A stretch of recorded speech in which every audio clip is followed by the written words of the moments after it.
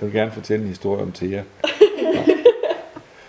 Både i antikken og i middelalderen ændrede musikken sig ikke. Den var knyttet til forskellige religiøse sammenhænge. Den havde en rituel funktion, som den opfyldte, og forblev uforandret, så længe de religiøse institutioner, som den var knyttet til, ikke gennemløb nogen store forandringer.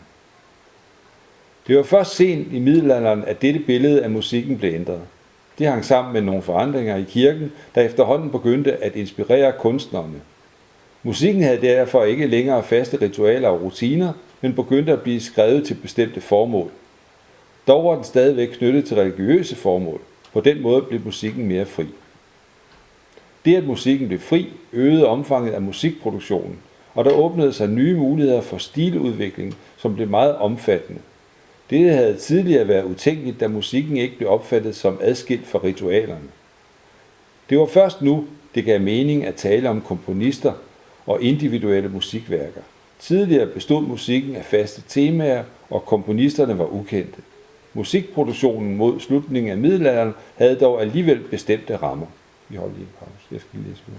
Kan du ikke trykke på den? Så kan du altid redigere i det, ikke også? Ja.